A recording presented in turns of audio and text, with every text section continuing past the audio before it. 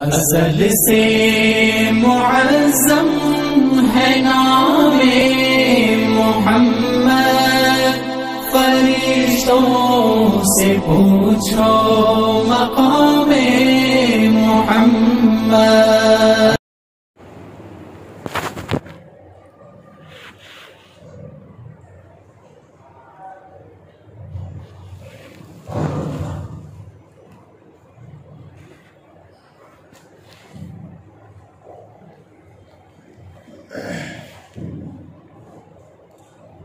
बिस्मिल्लाहिर्रहमानिर्रहीम।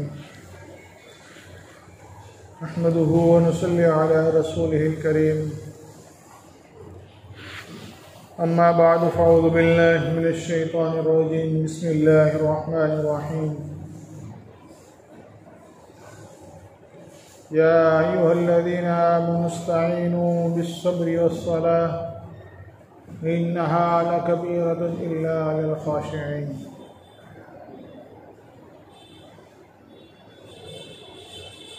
वक़ाल नबी सल्लल्लाहु अलैहि वसल्लम अस्सलातु अमूदुद्दीन औ कमा क़ाल अलैहिस्सलातु वत्तस्लीम।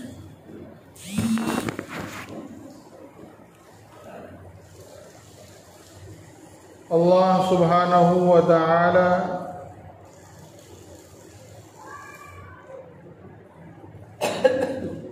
इस पूरी कायनात को बनाने में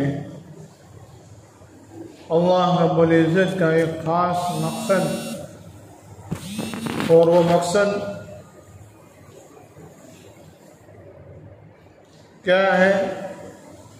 तो वो अल्लाह रब्बुल इज़्ज़त के फरमान से ही हमें पता चलेगा। बनाने वाले को ही पता होता है कि वो क्यों बना रहा है।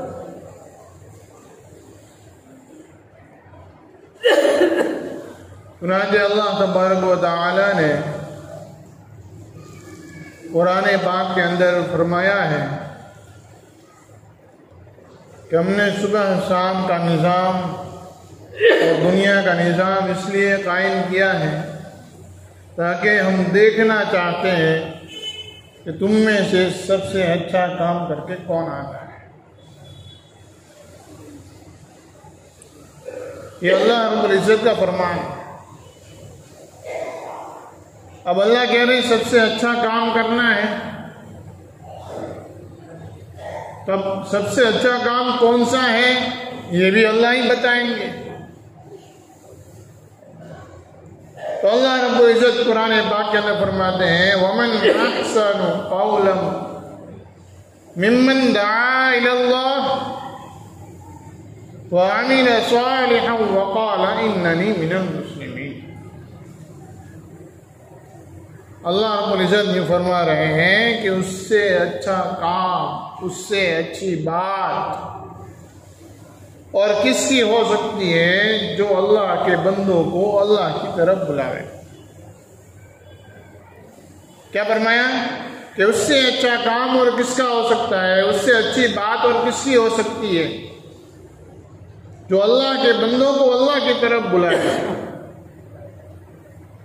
और फिर आगे फरमाया कि वह आमिल सालिहा, कि सिर्फ इतना नहीं कि हम लोगों को जाकर दावत दें कि भाई आप ये काम करो, आप ये काम करो, आप इधर आओ, ये अच्छे काम है, ये अल्लाह का फरमान है, ये नबी का तरीका है। नहीं, बल्कि वो खुद उस पर अमल करें, सालेह अमल, अच्छे काम करें। अल्लाह कह रहे हैं कि ये सबसे अच्छा काम है, सबसे अच्छा काम।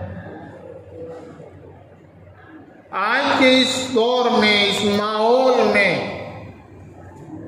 इन दोनों चीजों में कमियां हमारे अंदर पैदा हुई है। एक दूसरों से भागना, ये सारी चीजें आजकल हमारे अंदर हो रही हैं। एहतियात अलग चीज है, लेकिन एहतियात के बहाने जान का छुड़ाना ये बहुत बुरी बात है।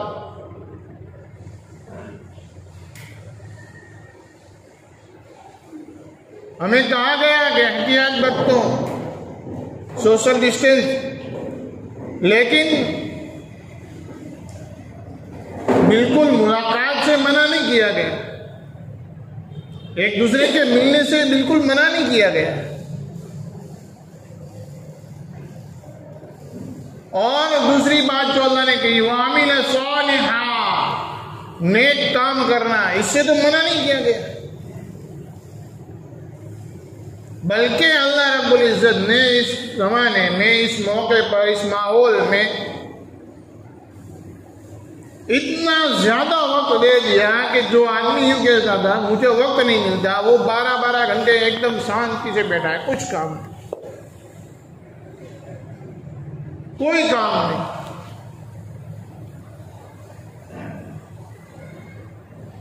कहीं भीड़ नहीं हो रही, आहिस्ता आहिस्ता सारा काम हो रहा है, लेकिन हमारे अच्छे अमाल जो है उसमें कमियां हो रही। अक्सर के ये हाल है, मैं सबको नहीं कहता, लेकिन अक्सर का ये हाल है कि अमल सालिहा में बहुत ज्यादा कमी कोताहियां हो रही, नमाज की पाबंदियों में कमी कोताहियां हो रही, सुबह शाम की तस्बीहात में, कुरान की तिलावत में, सदका खैरात में कमी कोताहियां हो रही है। मोहताज के डर ने सबको डरा दिया, कभी जरूरत पड़ेगी, कभी जरूरत पड़ेगी, इतना मत दो, कम करो, मत दो। इन चीजों ने हम सबको डरा दिया। हालांकि नबी अलैहिस्सलाम और सहाबे किराम सल्लल्लाहु अलैहि मजमईन के हालात से इस बात का जायजा मिलता है, ये बात पक्की होती है कि जब कोई हालत आए, जब कोई मुसीबत आए, जब कोई परेशानी आए, तो नबी का और सहाबा का ये अमल था कि वो अपने इंफरादी अमाल में इजाफा करते थे, वो सदका खैरात में इजाफा करते थे, सदका खैरात में इजाफा करते, इंफरादी अमाल में इजाफा करते। अल्लाह के नबी अलैहिस्सलाम के बारे में आ रहा है कि जब कभी तेज हवा चलती, अल्लाह के नबी अलैहिस्सलाम का चेहरा सुर्ख हो जाता, टेंशन आ जाता कि पता नहीं इस हवा के अंदर क्या होगा। और अल्लाह के नबी अलैहिस्सलाम दुआ करते हैं, अल्लाह ये जो हालात आ रहे हैं, जो हवा आ रही, जो ये मौसम आ रहा है, कि अल्लाह इसकी भलाई चाहता हूँ, इसके जरिए से भलाई चाहता हूँ, कि अल्लाह जिस भलाई के लिए ये है उस भलाई को चाहता हूँ, कि अल्लाह इसकी बुराई से पनाह चाहता हूँ, कि अल्लाह जिस बुराई के लिए इसको भेजा गया है, बनाया गया है, उस बुराई से मैं पनाह चाहता हूँ। अल्लाह के नबी अलैहिस्सलाम की दुआ है।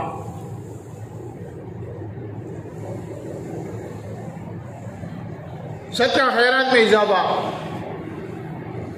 इससे भरे पड़े हैं, जो हाथ में आया सदका कर दिया, अल्लाह हमारी हिफाजत करे, ये सदका कर दो।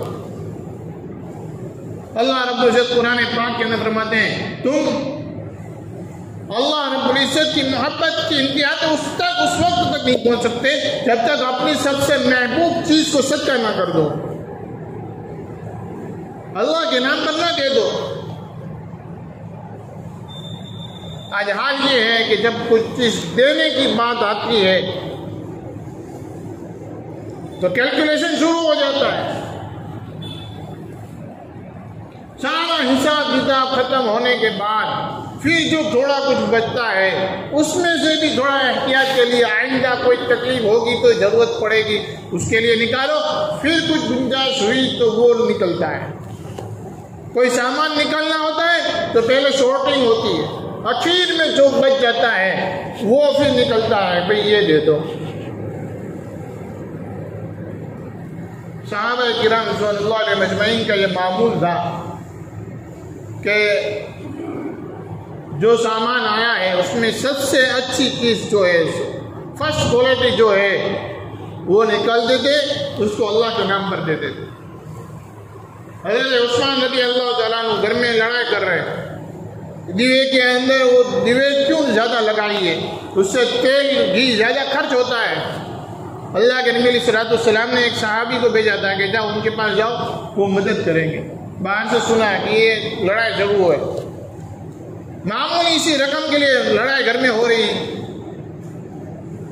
वो वापस आ गए, अल्लाह के नबी अलैहिस्सलाम ने क्या हुआ? बोले वो तो अंदर तो लड़ रहे हैं, अब मदद क्या करेंगे? बोले तू जा तो सही।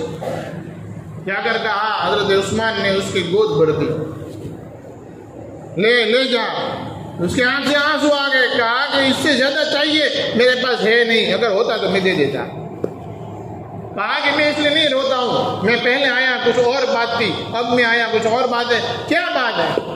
फरमाया कि हम अपनी जात के लिए मामूली रकम खर्च करते हैं, लेकिन जब अल्लाह के नबी के नाम पर या अल्लाह के नाम पर कहीं देने का होता है, उनके हुक्म पर कहीं देना होता है, तो हम कोशिश करते हैं कि जितना हो सके उतना हम वहां खर्च करते हैं।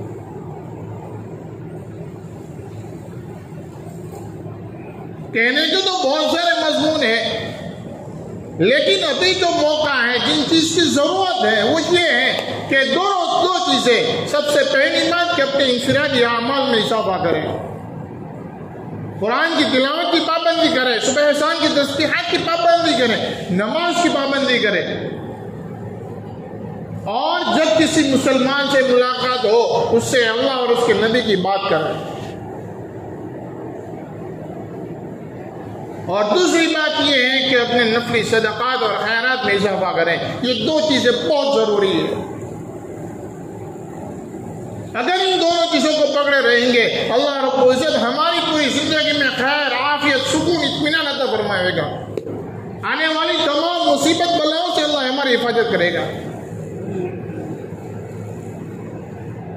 कि कहीं किसी को कहने की जरूरत नहीं पड़ेगी कि आप दुआ कर दो, और आप ये अमल कुछ बता दो, आप ये कुछ तावीज बना दो, किसी चीज की जरूरत नहीं है। ये वो चीजें हैं मेरे नबी सल्लल्लाहु अलैहि वसल्लम ने बताई हैं कि अगर बरकत चाहते हो इन पर अमल करो, अगर भलाई चाहते हो इन पर अमल करो, अगर बीमारी से शिफा चाहते हो इन पर अमल करो। हर तरह की भलाई अल्लाह रब्बुल इज्जत ने इसमें रखी है। मामूली सा काम है, कोई ज्यादा काम नहीं है। नमाज की पाबंदी पढ़नी है, चाहे कुछ भी हो जाए। अल्लाह के नबी सल्लल्लाहु अलैहि वसल्लम ने फरमाया, कैसे भी बीमार हो, यहाँ तक के बिस्तर में सोए हो, बीमार हो और ऐसे बीमार हो कि बिस्तर में बैठकर अपने हाथ को नहीं उठा सकते, अल्लाह के नबी ने फरमाया इस पर भी नमाज माफ नहीं है। ये अपने आंखों के इशारे से नमाज पढ़ेगा। हाथ नहीं उठ सकता, कोई बात नहीं, सर को थोड़ा ऊपर कर दो, तकिया लगाकर, और आंख के इशारे से ये आदमी नमाज पढ़ेगा, इसकी नमाज माफ नहीं है। आज मामूली सी बहाने पर हमारी नमाज भूल हो जाती है। अल्लाह के नबी सल्लल्लाहु अलैहि वसल्लम ने फरमाया है कि एक नमाज कज़ा कर देने पर, एक नमाज कज़ा करने पर 2,88,00,000 वर्ष जहन्नम में जाना पड़ेगा। मामूली चीज नहीं है। मैं उन चीजों से डरा रहा हूं जिन चीजों से मेरे नबी ने डराया है। नबी हज़रत मोहम्मद सल्लल्लाहु अलैहि वसल्लम ने डराया है कि नमाज की पाबंदी करो, नमाज को तर्क मत करो। हमारी नमाज कज़ा नहीं, बिल्कुल छूटी जाती है, हमारा क्या हाल होगा? मेरे नबी ने फरमाया कि एक आदमी नमाज नहीं पढ़ता, उसकी 940 घर तक जाती है। एक आदमी की नमाज न पढ़ने पर 40 घर तक नहुसत जाती है। जिस घर में बेनमाजी हो उसका क्या हाल होगा?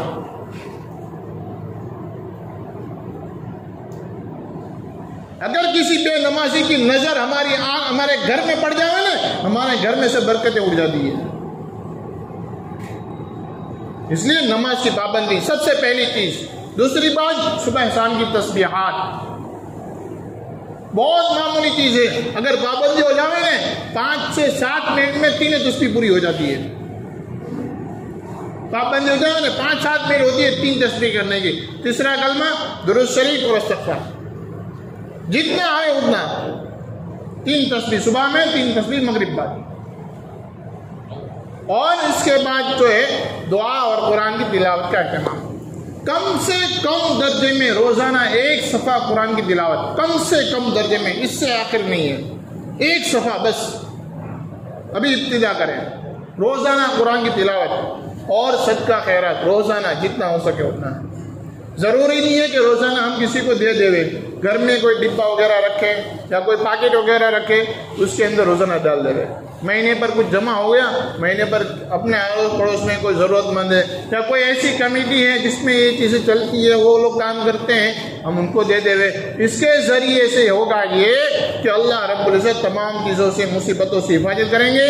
खैर, आफियत, बरकत वाली अल्लाह रब्बुल इज़्ज़त हमें ज़िंदगी अता करेगा। इन चीज़ों का अहतमाम करें, उलमाए किराम की कदर करें और उलमाए किराम की सोहबत को इख्तियार करें, उनसे मेल जोड़, उनका ताल्लुक़ रखें, उनका इकराम करें, हो सके तो उनकी कुछ न कुछ मदद करें, इमदाद करें। ये बहुत ज़रूरी है। अल्लाह रब्बुल इज़्ज़त से दुआ है कि अल्लाह रब्बुल इज़्ज़त हम तमाम को कहने सुनने से अमल करने की तौफीक अता फरमाए। आमीन या रब्बुल आलमीन।